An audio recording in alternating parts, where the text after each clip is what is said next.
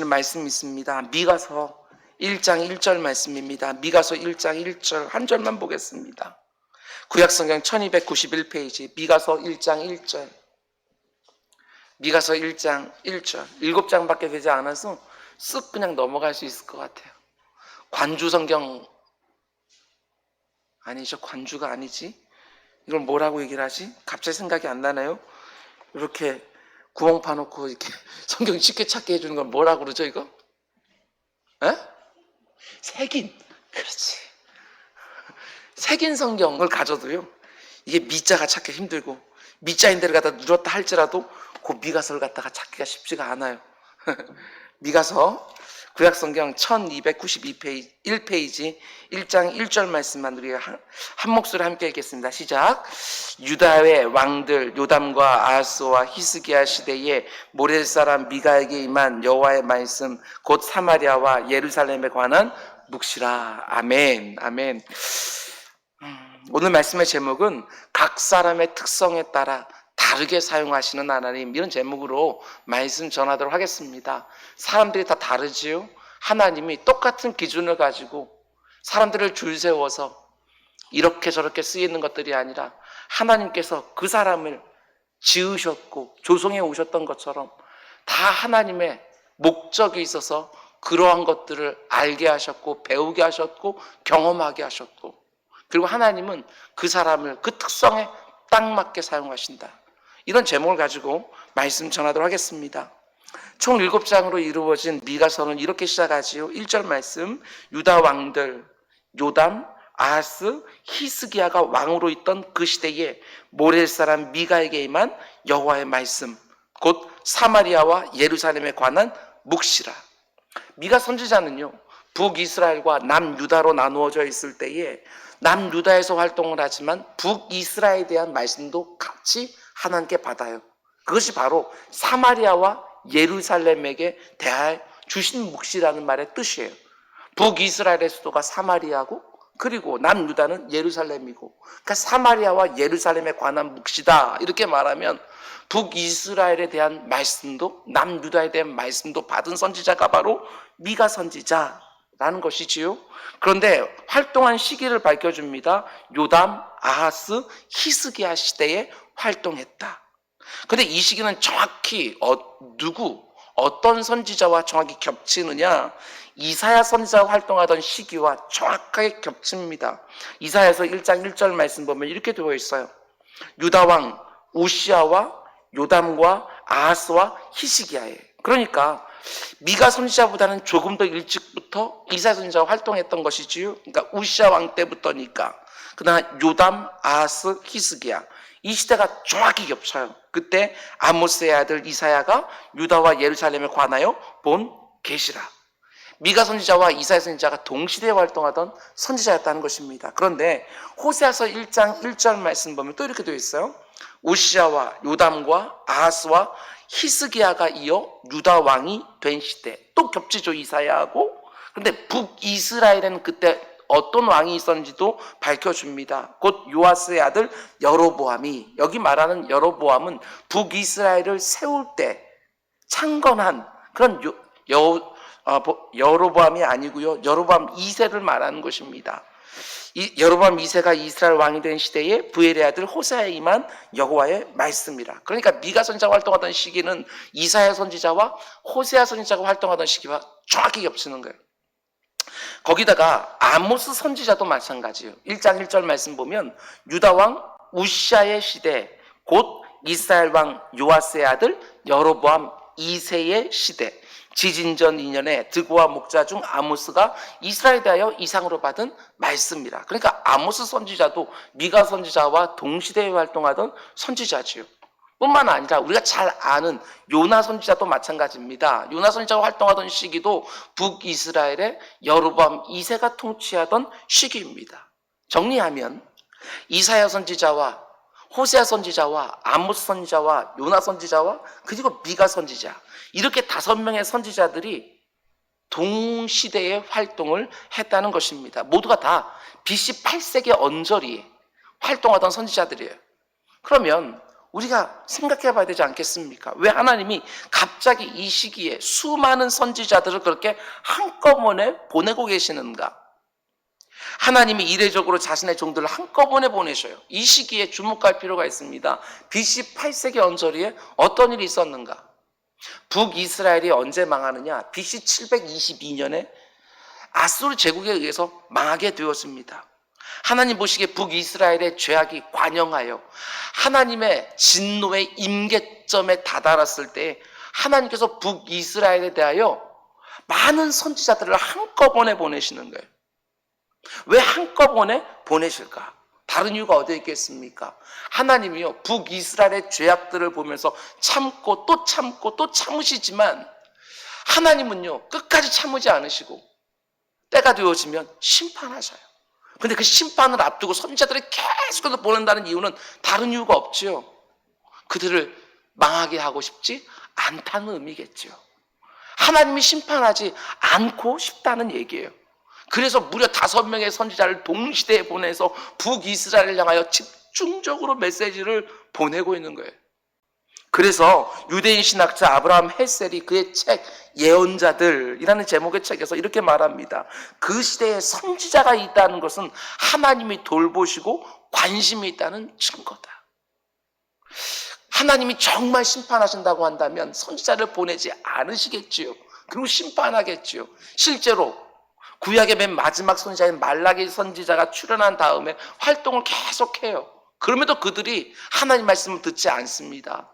그러면서 신약에 이를 때까지 무려 430년 동안 하나님 침묵하셔요. 하나님의 선지자, 말씀의 종들을 보내질 않으셔요. 그래서 구약과 신약 사이를 신구약 중간기라고 말하는데 430년의 공백이 생기게 되어지는 거예요. 하나님 심판하시려고 말하면 하나님 말씀 안 하십니다. 내버려 두죠, 망하게. 정말 그렇습니다. 하나님 이렇게 한꺼번에 5명의 선자들 보내신다는 것은 하나님 북이스라엘을 여전히 사랑하고 계시고 어떻게든지 망하지 않게 하기를 원하신다는 사실이지요. 우리가 하나님의 마음을 느끼기를 원합니다.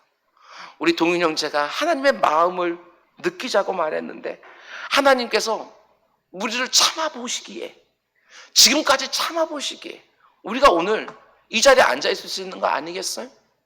더더군다나 말씀을 계속 들려주는 이유도 있지 않겠어요?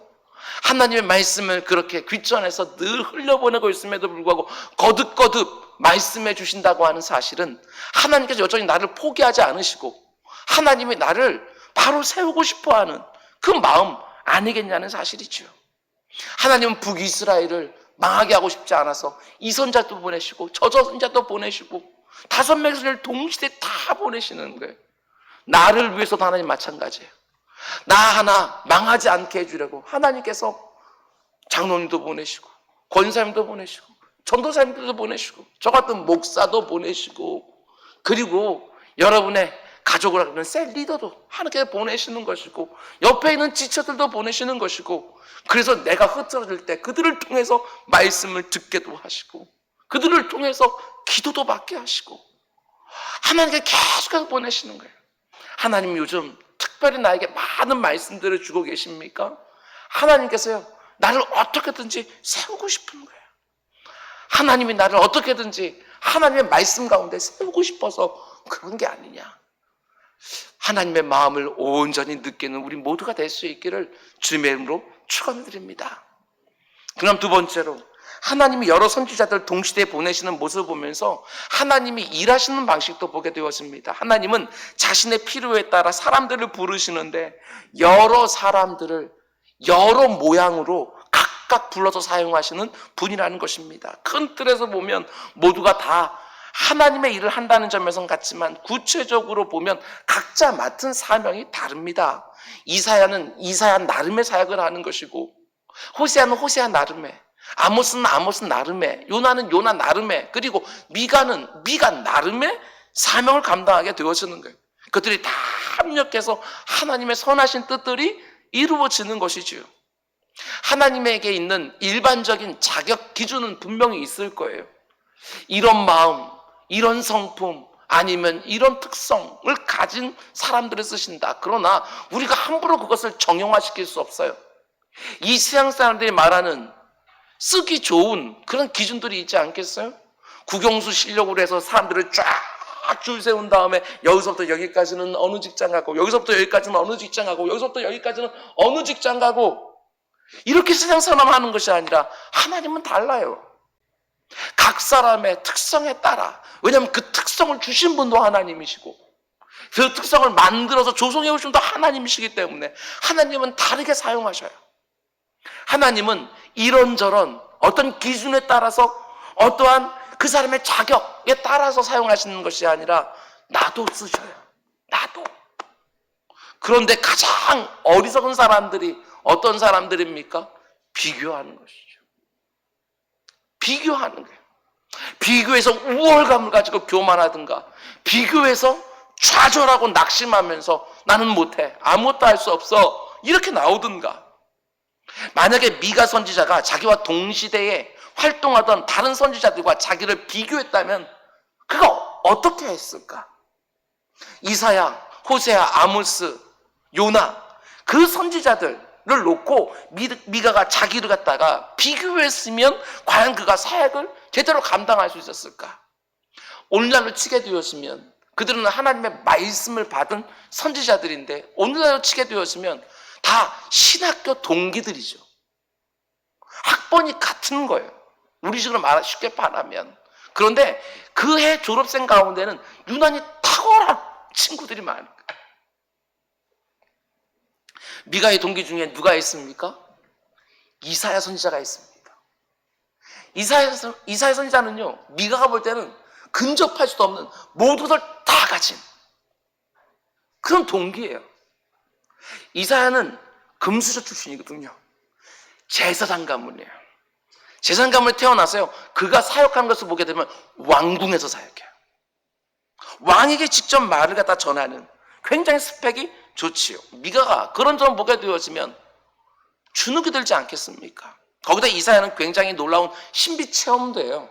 이사야서 6장을 보게 되어지면 성전에 가득한 영광과, 그리고 날개를 달고 성전에서 날아다니는 그런 천사들도 직접 경험을 해요. 더더군다나 그것을 보면서 회개 체험도 했지요. 내 입을 지지소서, 이거 더러운 입입니다, 내 입을 짖어주십시오 하면서 회개 체험도 있고, 더군다나 굉장히 적극적인 성격을 가지고 있어요.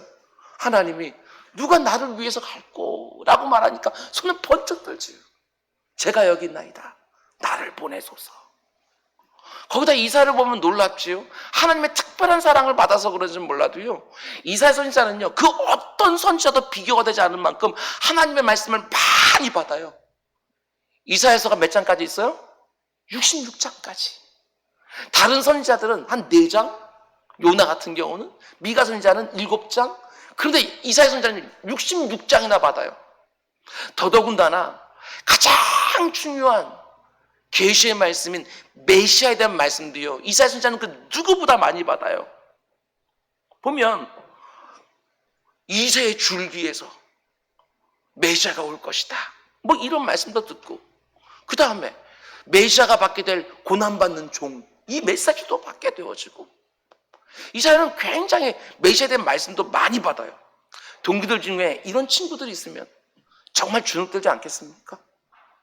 저 역시도 요즘 동기들 소식들을 전해 듣고요, 우연히 발견하기도 합니다. 제가 2002년도에 졸업을 했지요. 2002년 2월 달에 졸업을 했는데, 여러분이 아시는 것처럼 아주 우수한 성적으로 졸업을 했지요. 그렇죠. 한 850명 되는 데서 4등으로 졸업을 했으니까, 성적으로 우수한 성적으로. 그런데 제가 제일 성적 잘 나왔던 게 850명 가운데 전교 2등까지 해봤어요. 그런데 그 6학기 대학원 시간 동안 단 한 번도 빼놓지 않냐고 1등한 친구가 있어요. 그 친구 알죠? 제가 잘. 그 친구 앞에만 서 주눅이 드는 거예요. 아무리 해도 안 되는 거예요. 정말 열심히 하는데, 그 친구 제가 보면 열심히도 안 하는 것 같은데 맨날 1등을 해요. 주눅이 들죠, 주눅이. 동기들이 요즘 최근 한 5년 정도 사이에 교회들에게 위임받는 친구들이 굉장히 많이 생겼어요. 개척한 친구들도 있지만 일찍까지. 그렇지만 이제 위임받는 친구들도 있는데 그런 경우 있잖아요. 이렇게 비교해봐서 대학 다닐 때 동기들에게 보면 저 친구는 나보다도 언변이 뛰어난 것 같지도 않고 실력이 있는 것 같지도 않고 성격도 그렇고 내가 여러모로 나은데 그런데 훨씬 더 좋은 자리에 사역을 하고 있는. 비교식을 안 갔는데 그런 거 한번 보면 마음이 불편해지는 거. 저만 그런 거 아니죠? 응? 여러분도 그러지요? 나보다 괜찮은 놈이 이렇게 가면 그거는 인정이 되어지지만 그게 아니라 맨날 내 뒤에 이렇게 졸졸 쫓아오던 놈이 저 앞에 가고 있으면 그때부터 마음이 굉장히 불편해지는 거. 미가가 만약 이사야하고 자기하고 비교했다고 한다면 사역하는데 그렇게 마음이 불편했을 것 같아요. 뿐만 아니라 동기 중에 호세아는 또 어떻겠습니까? 호세아는요 누구보다도 드라마틱한 삶을 산 선지자예요. 호세아. 사모님이 바람이 났어. 여러분들이 호세아를 잘 모르나 본데 사모님이 바람이 났어. 드라마틱한 삶의 체험이 있는 거야. 그러면서 호세아가 하나님은 그의 그 경력을 사용해서 뭘 전하게 하지요? 다른 거 말고 하나님의 사랑이 어떠한지. 호세아 선지자의 그 이력을 가지고서요 하나님이 이스라엘 백성들 너희들을 얼마나 사랑하는지, 너희들이 pe역했음에도 불구하고 그렇게 우상숭배가 범죄했음에도 불구하고 또 찾아서 데리고 또 찾아서 데려오고 그걸 호세아 선지자의 삶을 통해서 보여주는 거야. 호세아가 분명히 그랬을 것 같아요. 만약 오늘날로 부흥회를 했다고 한다면 이렇게 집회를 가서 청년들은 잘 이해 못하겠지만 장년들 부흥회 딱 가가지고서 우리 아내가 바람이 나서 지난번에 한번 데리고 왔는데 지금 또 도망갔다고, 어디 가 있는지도 모르겠다고, 둘째하고 셋째는 내 새끼가 맞는지 안 맞는지 잘 모르겠다고 막 설교를 하면 사람들이 눈물을 막 흘리는 거예요. 하나님이 우리를 그렇게, 음란한 우리를 그렇게 사랑한다고 막 말하면 사람들의 마음이 막 움직이는 거예요. 감동받으면 눈물을 흘리고. 삶이 너무나도 밋밋해서 특별한 간증이 없는 설교자와 삶에 정말 기가 막히게 굴곡이 있는 간증이 있는 설교자하고 설교할 때 매번 이렇게 저처럼 강의소 가는 거 말고 어디가 설교할 때 할 말들이 많지 않겠어요? 미가가 이 호세아 선지자를 생각해서 비교했다고 한다면 자신의 밋밋한 삶 때문에 어쩌면 또 주눅이 들었을지 모르겠어요. 그런가 하면 아모스는 어떻습니까? 아모스만큼 정의감에 사회 정의를 부르셨던 선지자가 없거든요. 거기다 아모스는 흑수저 출신이에요. 그걸 어떻게 알 수 있냐면 선지자 중에 투잡 인생은 이 아모스밖에 없어요. 농부이자 목자였던 아모스. 왜 두 가지를 한꺼번에 했을까? 가정 형편이 좋지가 않았을 거예요. 이 일도 하고 저 일도 많이 했으니까 세상도 너무너무 잘 알고 특별히 이렇게 일하면서 세상의 부조리도 너무너무 잘 알아요. 설교를 들으면 얼마나 정의로운지 얼마나 개혁적인지 몰라요. 그러다 아모스는요 어마어마한 예언도 하거든요. 2년 뒤에 대지진이 있으리라 라고 예언을 했는데 2년 뒤에 진짜 그 지진이 일어나는 거예요. 이런 동기 있으면 미가가 또 주눅들만 하지요. 그리고 요나는 또 어떻습니까? 우리 잘 아는 것처럼 물고기 뱃속에 들어갔던 선지자였으면 한번 나와봐. 그죠? 3일 동안 물고기 뱃속에 들어갔던 이력이 있어요. 거기서 또 태어나서 또 나왔어요. 그리고 나서 아수르 제국의 수도인 니느웨 성에 가서 하나님께서 말씀, 회개의 말씀 선포하라고 하니까 3일 길을 돼야지만 니느웨 성을 다 돌아다닐 수 있는데 하루 만에, 그러니까 대충 사역했어요. 대충 사역해서 하루만 딱 했는데 무려 12,000명이 회개했어요. 이 요나 선지자는 이런 경력이 있어요. 이런 동기 있으면 또 미가 선지자가 주눅 들 수 있지 않겠습니까? 미가 선지자의 입장에서 보면 이렇게 뛰어난 동기들 틈바구니에서 선지 사역을 하고 있으니까 얼마나 부담이 크겠어요. 그 당시 이스라엘 지도를 보면 그렇게 큰 땅이 아니에요. 팔레스티나 땅을 보게 되어지면 가까워요. 소문도 빠르고. 그러면 서로가 서로를 알았을 가능성이 크지 않았겠습니까? 알았을 거예요, 분명히. 근데 미가는 어떻지요? 미가는 내세울 게 별로 없어요. 다른 선지자들은 성경에서 보통 어떻게 소개하느냐? 누구의 아들? 아무개. 이사야도 그랬죠. 호세아도 그랬어요. 근데 미가 선지자는 그냥 모레셋 사람이라고만 딱 소개하고 끝나요. 모레네가 아니고 모레셋 사람이라고만 딱 소개하고 끝나요. 이게 어떤 의미지요? 가문도 내세울 게 없어요. 말해도 모르니까 굳이 쓸 필요도 없어요. 우리 치면 그냥 거제 사람, 순천 사람, 밀양 사람 이렇게 하고 그냥 끝나는 것이지요. 이 부분에서는 아모스 선지자도 마찬가지입니다. 아모스도 집안에 대한 소개가 없어요. 다른 선지자들 다 누구누구의 아들, 아무개 이렇게 소개되어지는데 아모스도 그냥 드고아 사람, 목자 이게 전부예요. 미가도 마찬가지예요. 모레넷 사람, 미가. 미가의 고향인 모레셋이라는 지역은 어디 있냐면 예루살렘 중심으로 남서쪽으로 내려가면 아주 작은 마을이에요. 그런데 이 마을이 속한 지파가 어디냐? 갓 지파예요. 갓. 처음 들어보는 친구들도 있을 거예요. 그렇죠? 이스라엘 12지파가 있는데 그 중에서 갓 지파예요. 갓. 그런데 이 갓 지파에서는요.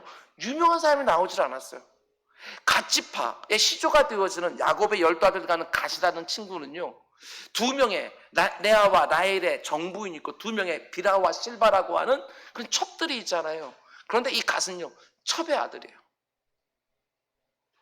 그 갓 지파 별로 돌아볼 게 없어요. 별 볼 일 없는 지파인데 거기서 사사가 딱 한 명 나와요. 그 사사가 누구냐? 입다라는 사사예요. 기생의 아들. 사사가 딱 같이 나오는데 그것도 대단한 선지자도 아니고 기생의 아들이었던 입다라는 선지자. 그러다 끝도 안 좋아요. 끝에 뒤로 가게 되었으면 자기 딸을 전쟁에서 얘기하면 자기 딸을 제물로 바치겠다고 잘못 서원했다가 자기 딸을 자기 손으로 제물로 드렸던 그런 비극적인 아버지. 그 입다 이후에 성경에 등장하는 그래도 내세울 수 있는 인물이 바로 미가예요. 미가. 그러니까 그 지파도 유다 지파처럼 내세울 게 있는 지파가 결코 아니었다는 사실입니다. 근데 감사한 게 뭐예요? 하나님이 아무것도 내세울 게 없는 미가도 너무나 귀하게 사용하셨다는 것입니다. 우리도 마찬가지예요. 혹시 여러분들을 보면서 여러분들의 서로를 보면서 쟤는 이사야 선지자 같다 라고 생각하는 친구들도 분명히 있을 거예요. 집안도 괜찮고 학벌도 괜찮고 거기다 성격까지 좋고 하나님은 그 친구들도 그 친구들 나름대로 사용하셔요. 우리 교회 안에도 보면 우리 어르신들 가운데 호세와 같은 분들이 있어요. 호세야. 인생의 얘기들 쫙 들으면 눈물이 쏙 빠질 정도로 너무 힘드셨겠다 이렇게 생각될 만한 그런 호세와 같은 분들도 있어요. 하나님은 그 아픈 상처들도 하나님이 사용하셔요. 아모스나 미가처럼 세상적인 기준으로 보면 내세울 곳이 하나도 없어 보이는 분들도 있어요. 그러나 하나님이 그 모양 그대로 사용하시죠. 여러분, 어떤 모습으로 어떤 자리에서 쓰임받느냐가 중요한 게 결코 아닙니다. 하나님께 쓰임받는다는 그 자체가 중요한 거죠. 쓰임받는다는 것 그 자체가 중요하죠. 제가 자주 표현하는 것처럼 어떤 사람들은 이 온 세상 가운데 뚝 뛰어서 이거 잘 다스려라 하고 사명을 주시는 친구도 있겠지만 어떤 친구는 아무도 모르는 저 구탱이에 있는 작은 공원에서 이 공원 예쁘게 잘 갖고 와라 이렇게 맡기는 인생도 있을 것이고 그러나 중요한 게 뭐지요? 하나님께서 그 사람의 여기를 맡긴 것이고 이 사람에게 여기 맡긴 거예요. 그리고 나중에 다 하나님 앞으로 천국에 가게 되어질 때는 5달란트 받았든 2달란트 받았든 그거 받은 거 가지고 열심히 충성스럽게 착하게 잘 사용해서 그거 가지고 오면 착하고 충성된 종아 이제 나와 함께 먹고 마시며 즐기자 하고 그 상급은 똑같게 주시는 왜 하나님 그거 맡기셨습니까? 성경은 분명히 말합니다. 많이 맡긴 자에게는 많은 것을 찾을 것이요. 분명히 말씀해 주시는 거예요. 저는 여러분들이 이 세상 사람들처럼 그런 기준을 가지고 뭔가 수치성으로 가지고 이렇게 비교하고 저렇게 비교하면서 교만해진 친구 없기를 원합니다. 옆에 있는 친구들 함부로 보지 마시고 그리고 비교하면서 내가 좀 부족한 것들을 가질 것 때문에 좌절하고 늘 소심하고 늘 뒤로 처지고 난 못해, 난 할 수 없어 이렇게 말하는 친구들 없기를 바랍니다. 하나님께서 다 알아서 쓰십니다. 다른 친구들과 비교하는 것들이 아니라 하나님이 내게 주신 것 가지고 그거 가지고 정말 최선을 다해 잘 감당하면 2달란트 받은 자, 5달란트 받은 자가 5달란트 남겼는데 하나님께서 1달란트 그 사람 악하고 게으른 자가 뺏어서 다시 줘요. 그렇지요. 최선을 다해서 하나님께 갖고 오면 하나님 그거 보고 또 주시면서 또 더 크게 사용하셔요. 지금 내게 무엇을 가지고 있는가, 이것 가지고 이제 20살 20년 약간 넘은 친구들이, 이제 그 정도 사는 친구들이 비교하면서 이미 인생을 쫙 죽고 이건 못해, 이건 할 수 없어, 이게 가당키나 합니까? 아까 동료자가 말한 것처럼 전능하신 하나님을 믿는다는 사람들이 그게 가당키나 합니까?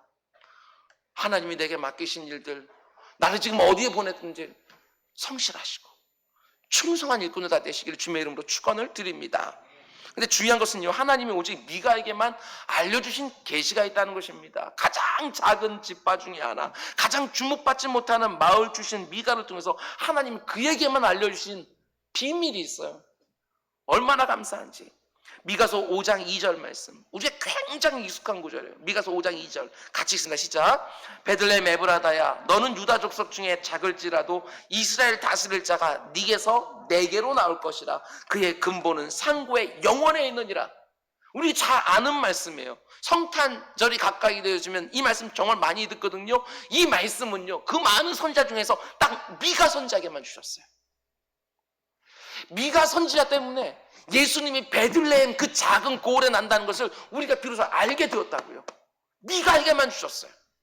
하나님 정말 섬세하지 않으셔요? 왜 제가 섬세하시다고 말하느냐? 미가 선지자가 하나님으로부터 이 말씀을 들었을 때 그 느낌이 어땠을지 한번 생각해 보라고요. 하나님께서 말씀하셔요. 메시아가 온다, 구주가 이 땅에 온다. 근데 그 구주가 어디서 태어나는 줄 아느냐? 베들레헴 에브라다야, 너는 유다 족속 중에 작을지라도 이스라엘 다스릴 자가 네게서 나올 것이다. 그의 근본은 상고의 영원의 날, 메시아를 말하는 건데 하나님의 아들을 말하는 거예요. 근데 그 하나님의 아들, 이 온 세상보다 크신 그 하나님의 아들이 어디에 온다고요? 베들레헴. 근데 그 베들레헴을 수식하고 있는 표현이 뭐예요? 딱 하나밖에 없어요. 작다. 그러면 미가 선지자가 이 예언을 딱 들을 때 어떤 느낌이었어요? 굉장히 묘하지 않았겠어요? 나도 모레셋 사람인데, 아무도 모르는 모레셋 출신인데, 아무도 나를 바라보지도 않는, 집안도 좋지도 않고, 아버지 이름을 대봐서 사람들이 알지도 못하고, 다른 선자들에 비해서 뭔가 특출할 것도 없고, 그런데 이 땅에 하나님의 아들이 오시는데, 구주 메시아가 오는데 작은 마을 베들레헴에서 온다고? 미가 선지자 들으면서 굉장히 묘한 느낌이 들지 않았을까? 여러분, 베들레헴이 얼마나 작은 마을인 줄 아세요? 유다 지파가요, 여호수아서 15장 16장을 보게 되면 유다 지파가요, 가나안을 정복하고 나서 성읍들을 100개 정도 받아요. 유다 지파가. 그래서 거기 보면 성읍들 이름을 다 써놨어. 100개를 쫙 써놨는데 거기에 베들레헴이 안 나와. 무슨 뜻이죠? 유다 지파가 받은 그 땅에서 베들레헴은요, 그것도 수에 들어가지도 않는 거예요. 그만큼 작은. 지도를 만들 때에도 굵직굵직한 도시들을 써놓고, 그 다음 좀 더 확대하게 되어지면 좀 더 중소도시들이 쭉 나오고 그렇게 되잖아요. 그런데 안 나와. 여러분들이 고향들이 어디인지 모르겠지만 다른 사람들에게 말하면 너 어디서 태어나냐, 우리 고향 어디 이렇게 말하면 아 그러냐 하고 아는, 대도시에 태어난 친구도 있겠지만 말해줘봤자 모르는 그런 시골 깡촌에서 태어난 친구들도 있을 수 있잖아요. 그런데 미가 선지자에게 메시아가 그런 깡촌 출신이라고 이렇게 말했을 때 미가 선지자가 얼마나 묘한 감동이 있었을까. 이게 하나님이 하시는 거예요. 굉장히 섬세하게 하셔요. 그리고 그 사람을 통해서만 주시는 것들이 있는 것이지요. 기억하시기 바랍니다. 하나님은 각 사람에게 아주 섬세하게, 각 사람에게 가장 알맞는 사명을 맡기신다. 미가는 비주류고 작은 집파 출신이고 이미 쓰임받는 동기들은 다 쟁쟁하지만 미가 역시 그 모양대로 하나님께 쓰임을 받았다. 우리 중에 혹시 이렇게 생각하는 분이 있습니까? 이렇게 훌륭한 사람들이 많은데 하나님이 나 같은 사람도 쓰실까? 예, 나 같은 사람도 쓰셔요. 예수님 모른다고 3번이나 부인했던 베드로 같은 사람도 쓰셨어요. 예수님 믿는 사람들을 잡아주던 사도 바울 같은 사람도 주님 하나님은 쓰셨어요. 뿐만 아니라 미가 선지자 그 이름 자체도 은혜가 되었습니다. 미가라는 이름의 뜻이 뭐냐? 주와 같은 신이 어디 있는가? 이게 미가라는 이름의 뜻이에요. 참 멋지죠? 주와 같은 신이 어디 있는가? 이 이름은 질문형이에요. 그죠? 이름의 뜻이 주님과 같은, 여호와 같은 신이 어디 있는가? 질문형이에요. 그런데 그 질문형 안에 이미 답이 들어있죠. 주님 같은 분은 없습니다. 주님 같은 분은 없습니다. 인생들을 다 찾아보아도, 사람들이 신이라고 말하는 그 모든 우상들을 다 찾아보아도 주님 같은 분은 없습니다. 그 이름의 고백이 담겨 있어요. 그리고 미가서 7장을 보게 되었으면 자기 이름에 딱 맞는 예언들을 계속해서 받아요. 7장 내내 어떤 내용들이 나와요? 하나님은 어떤 분이신가? 그 내용을 7장에 쫙 얘기해 주는 거예요. 하나님이 절묘하시고 섬세하시죠. 미가라는 선자의 그 이름에 맞는 그 모든 말씀들을 미가 선자해 주는 거예요. 하나님이 어떤 분이신지 미가를 통해서 말씀해 줘요.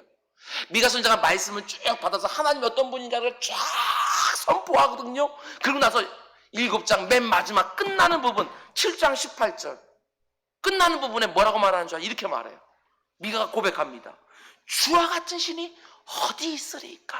자기 이름이에요. 아시겠죠? 하나님 어떤 분인지 쫙 설명한 다음에 맨 마지막에 주와 같은 신이 어디 있으리까 하면서 그 미가서를 끝내게 되었는데 자기 이름이에요. 그게 뒤집어 생각하게 되었으면 하나님이 미가를 선지자로 불러서 그 이름 속에 담겨있는 사명을 온전히 감당하게 하신 것이지요. 미가가 태어날 때부터, 그에게 미가라는 이름이 부여될 때부터 하나님은 그를 어떻게 사용하실지 다 계획이 있으셨어요. 오늘 우리도 내 형편에 맞게, 내게 주신 은사와 재능에 맞게 하나님이 나도 사용하시는 줄 믿고 크게 쓰임받는 거 도대체 뭐가 큰 건데요? 그 크다는 기준이 벌써 세상의 기준이 혹시 들어가 있는 건 아닌지, 내 욕망이 그 가운데 투영되어 있는 기준은 아닌지, 크고 작은 게 어디 있어요? 하나님 여기서 섬기라고 하면 여기서 섬기는 것이죠. 저기서 섬기라고 하면 저기서도 충성스럽게 섬기는 것이죠.